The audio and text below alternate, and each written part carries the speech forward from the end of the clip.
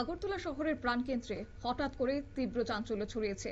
বৈদ্যুতিক ট্রান্সফরমারে ভয়াবহ অগ্নিকাণ্ডে তীব্র আতঙ্ক। ঘটনাটি ঘটেছে জগন্নাথ জিউ মন্দির সংলগ্ন এলাকায়, যেখানে হঠাৎ বিকট শব্দ শুনতে পায় লোকজন। আগুনের শিখা এবং ধোঁয়া বের হতে দেখেছে অনেকেই। স্থানীয় বাসিন্দারা প্রথমে এই আওয়াজ শুনতে পেয়ে আতঙ্কিত হয়ে পড়েন।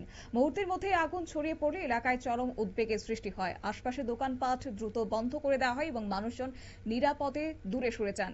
খবর পেয়ে দ্রুত ঘটনাস্থলে পৌঁছে যায় অগ্নিনির্বাপক দপ্তরের কর্মীরা। তারা পরিস্থিতি নিয়ন্ত্রণে আনতে তৎপরতার সঙ্গে আগুন নেভানোর কাজ শুরু করেছে। কি উঠে আসলো দমকল কর্মীদের বক্তব্য অনুযায়ী শুনুন।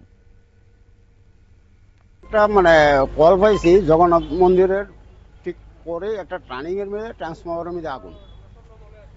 তো এটা ইলেকট্রিক ইয়ে থেকে কোনো স্পার্ক করার পরে যে গ্যাংয়ের নিচে যে কিছু আবর্জনা আছে, আবর্জনার মধ্যে আগুনটা।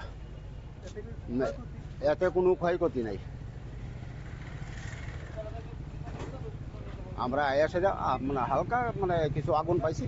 আমরা তৎক্ষণাৎ ড্রিল দিয়ে এসে কাজ করে আগুনটা আয়ত্তে নিয়ে গেছি। আমরা কোনো বিশেষ কোনো ক্ষয়ক্ষতি নাই, কোনো একদম নর্মাল। আমরা আগরতলা হেড অফিস। আমার নাম LFM কৃষ্ণ কুমার দে। দমকল কর্মীর বক্তব্য আপনারা শুনলেন এবং শর্ট সার্কিটের জেরেই এই অগ্নিকাণ্ডের সূত্রপাত বলে জানা গেছে। এই ঘটনায় স্বস্তির খবর হচ্ছে কোনো হতাহতের খবর পাওয়া যায়নি, তবে এলাকায় কিছু সময়ের জন্য বিদ্যুৎ পরিষেবা ব্যাহত হয়ে পড়েছে।